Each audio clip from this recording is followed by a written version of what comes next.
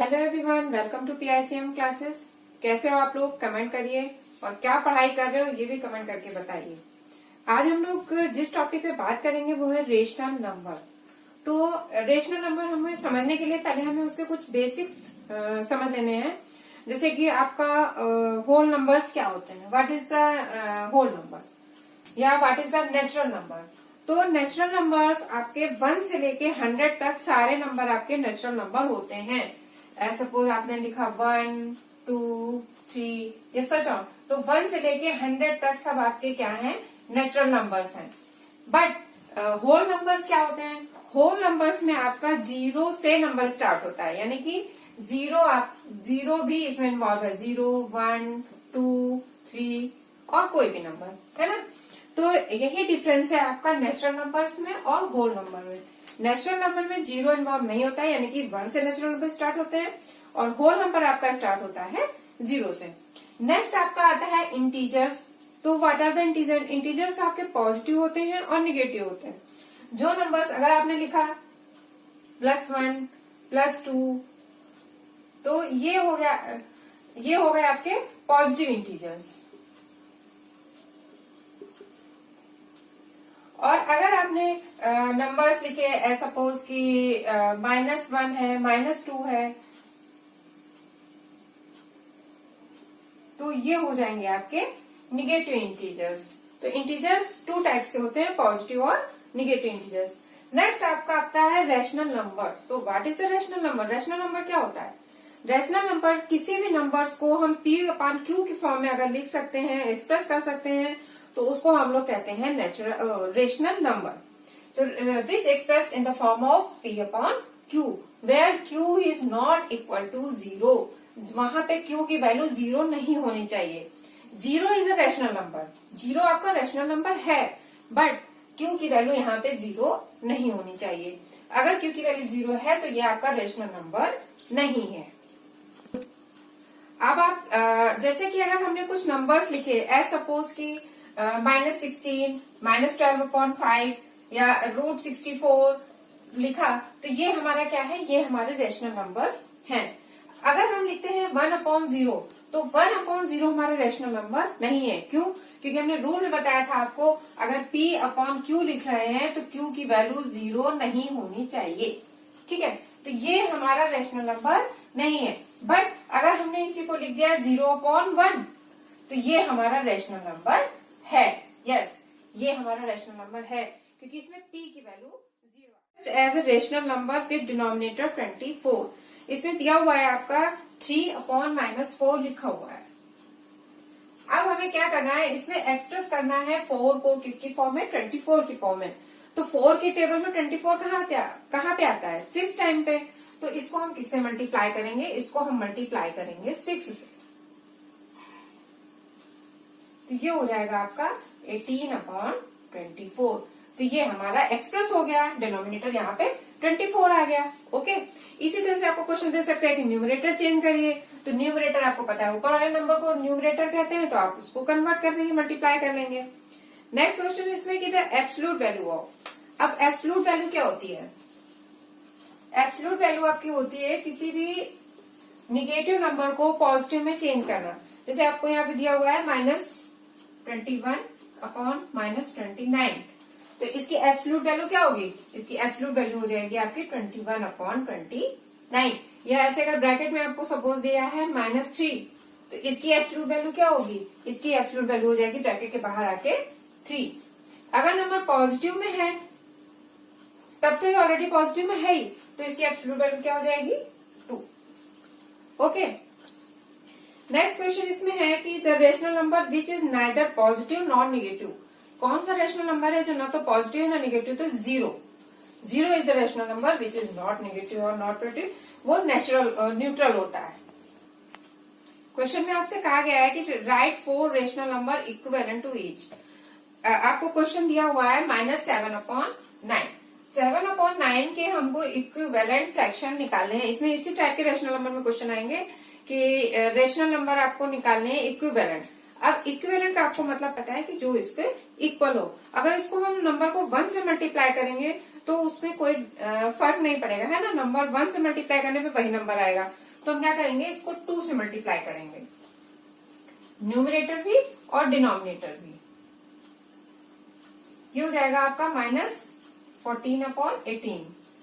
फिर अगर 3 से इसको मल्टीप्लाई करेंगे, 9 × 3 27 और 21। फिर इसको नेक्स्ट हम 4 से मल्टीप्लाई करेंगे, 36 और 28। यानी कि -7/9 के इक्विवेलेंट फ्रैक्शन कौन कौन से होंगे, -14/18, -21/27 और -28/36। तो जैसे कि हमको यहाँ पे दिख रहा है, अगर किसी भी चीज के हमको किसी भी नंबर के इक्विवेलेंट फ्रैक्शन निकालने हैं तो हमें क्या करना है, न्यूमरेटर और डिनोमिनेटर को दोनों को सेम नंबर से मल्टीप्लाई करना है। अब इसके इक्विवेलेंट अगर इसको हम सॉल्व करते हैं तो 2 7 जा 14 और 2 9 जा 18, तो -7/9 आता है। इसी तरह से सारे नंबर्स पे तो ये -7/9 के इक्विवेलेंट ये नंबर होंगे। इसी तरह से आपका फर्स्ट क्वेश्चन, सारे क्वेश्चन इसमें दिए हुए 4 पार्ट ऐसे ही लगेंगे। क्वेश्चन नंबर 4 में आपका है, which of the following rational number is greater, यानी कि कौन सा रेशनल नंबर इसमें बड़ा है। तो जैसे कि हम लोग फ्रैक्शन में कर रहे थे, इसमें भी 4 पार्ट दिए हुए हैं। जैसे हम लोग फ्रैक्शन में कर रहे थे, तो फ्रैक्शन में करने के लिए अगर ये नंबर दिए होते थे, दोनों की यूनिट अगर डिनोमिनेटर सेम है, तब तो हमें पता चल जाएगा आसानी से कि हाँ कौन सा नंबर बड़ा है कौन सा छोटा। बट अगर दोनों के डिनोमिनेटर डिफरेंट है, तो अब इसमें क्या करेंगे हम लोग, ग्रेटर या स्मॉलर निकालने के लिए पहले हमें इसका एलसीएम निकालना होगा। तो 16 और 8 का एलसीएम कितना होगा, एलसीएम इसका हो जाएगा 16। अब यहाँ पे डिनोमिनेटर 16 है ऑलरेडी, तो हमें यहाँ पे कुछ नहीं करना है ना, और यहाँ पे 8 है, तो 8 को 16 बनाने के लिए हमें किससे मल्टीप्लाई करना पड़ेगा, हमको उससे मल्टीप्लाई करना पड़ेगा 2 से, 8 × 2। तो न्यूमरेटर और डिनोमिनेटर दोनों को मल्टीप्लाई किया जाता है, तो ये हो जाएगा 12/18। तो एक नंबर हमारे पास हुआ -5/16, सॉरी ये 16 हुआ, 8 2 से 16, और दूसरा नंबर हुआ हमारा -12/16। अब दोनों के डिनोमिनेटर सेम है, तो अब हम इसमें आसानी से पता लगा सकते हैं कि कौन सा बड़ा है। तो हमें इसमें निकालना है ग्रेटर, तो ग्रेटर नंबर होगा -5/16 वाला। वाई, क्योंकि माइनस में जब हम जाते हैं, जब पॉजिटिव होता है, अगर दिया हुआ है 2 और 3, तो हमारा नंबर बड़ा हो जाएगा 3। बट अगर निगेटिव में क्या रूल लगता है, इंटीजर्स में हम लोगों ने पढ़ा था, अगर दिया हुआ है 3 और -3, तो इसमें कौन सा बड़ा है, 3 बड़ा है, क्योंकि 3 पॉजिटिव का नंबर है।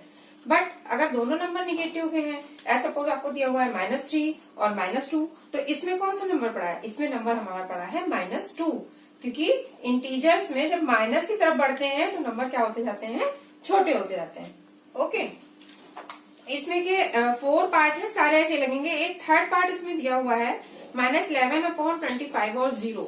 तो अब इसमें और हमें पता चल रहा है कि 0 हमारा बड़ा है, क्यों, क्योंकि 0 हमारा पॉजिटिव में है। Okay, next question number 5। Question number 5 में दिया हुआ है कि which of the 2 rational number is smaller. इसमें भी 4 पार्ट हैं, चारों पार्ट में आपको पता लगाना है कि कौन सा नंबर स्मॉल है। तो जैसे हम लोग बिग के लिए कर रहे थे, वही मेथड यहाँ पे भी अप्लाई होगा। इसमें क्वेश्चन है 21/5 और 1। तो अब यहाँ पे 1 के नीचे तो कुछ दिया नहीं है। तो जैसे कि आपको पता है, फ्रैक्शन में बताया भी है हमने वीडियोज में कि अगर यहाँ पे 1 है और नीचे कुछ नहीं, तो हम लोग यहाँ क्या सपोज कर लेते हैं, इसके 1। तो अब यहाँ पे -5 और 1 का एलसीएम कितना हो जाएगा, 5। एलसीएम 5 हो गया, तो यहाँ पे डिनोमिनेटर -5 है, इसमें हमें कुछ नहीं करना है। इसमें क्या करना है, इसको हमें 5 से मल्टीप्लाई करना होगा। ये हो जाएगा आपका 5/5। अब 2 नंबर्स हो गए हमारे पास, 21/5 और 5/5। तो यहाँ पे हमें निकालना है स्मॉल। तो यहाँ पे छोटा नंबर कौन सा होगा, छोटा नंबर 21/-5 होगा। क्यों, क्योंकि ये नंबर हमारा निगेटिव में है, तो ये नंबर हमारा स्मॉल होगा। इसी तरह से इसके चारों पार्ट आपके लगेंगे। नेक्स्ट क्वेश्चन है क्वेश्चन नंबर 7। इसमें करना है arrange in order from least to greatest, यानी कि छोटे से बड़े की ओर आपको अरेंज करना है। तो अब इसको अरेंज करने के लिए, सपोज आपको ये क्वेश्चन दिया हुआ है, तो इसमें अब अरेंज करने के लिए हमें क्या करना होगा? अरेंज करने के लिए भी हमको वही मेथड अप्लाई करना है जो स्मॉल और ग्रेटेस्ट को सॉल्व करने के लिए कर रहे थे, यानी कि एलसीएम निकालना है। तो अब इन तीनों नंबर्स का एलसीएम निकालेंगे तो हमारा एलसीएम कितना आएगा? जब इनका एलसीएम निकालेंगे तो एलसीएम आपका आएगा 110। ओके, अब -8/5 को 110 बनाने के लिए किससे मल्टीप्लाई करना होगा? 5 को। 5 से 110 को हम लोग कैसे निकालते थे? डिवाइड कर लेंगे। तो ये कितने टाइम्स? 22 टाइम्स हमको मल्टीप्लाई करना होगा, तो ये 110 होगा। तो न्यूमरेटर और डिनोमिनेटर दोनों को मल्टीप्लाई करेंगे।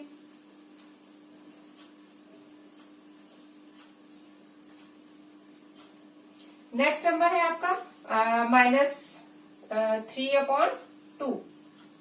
तो 2 को 110 से कितने टाइम्स 110 बनाने के लिए कितने टाइम्स मल्टीप्लाई करना पड़ेगा? 55 टाइम्स। तो 55 इसको भी मल्टीप्लाई करेंगे। ये आपका हो जाएगा 110 और ये हो जाएगा 165। नेक्स्ट नंबर है आपका 19/11। 11 को कितने टाइम्स मल्टीप्लाई करना पड़ेगा? 11 को मल्टीप्लाई करना पड़ेगा आपको 10 टाइम्स। तो ये हो जाएगा 110 और ये हो जाएगा -190। यानी कि आपके पास 3 नंबर हो गए। कौन कौन से? 176/110।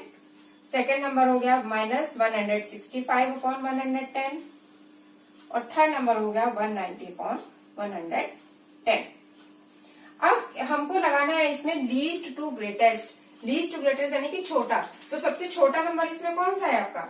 सबसे छोटा नंबर है आपका 165 वाला। हाँ, तीनों नंबर आपके माइनस में ही है। तो इसमें सबसे छोटा नंबर कौन सा होगा? जो माइनस में नंबर बड़ा होगा। तो बड़ा नंबर 190 यानी कि ये वाला। तो 190/110। फिर नेक्स्ट क्या आएगा इसके बाद? -176/110। नेक्स्ट आएगा आपका -165/110। अब 190/110 किसका था? 90/11। 76 वाला नंबर था आपका -8/5 का और -165 था -3/2 का। तो ये हमारा इस तरह से अरेंज हो गया least to greatest. Okay, I think आपको सारे क्वेश्चन क्लियर हो गए होंगे। और अगर आपको कोई प्रॉब्लम है तो आप मुझे कमेंट करिए। और अगर मेरे वीडियोस आपको पसंद आ रहे हैं तो आप प्लीज इसको लाइक, सब्सक्राइब और शेयर करिए। टिल देन नेक्स्ट वीडियो में हम लोग नेक्स्ट टॉपिक पे बात करेंगे।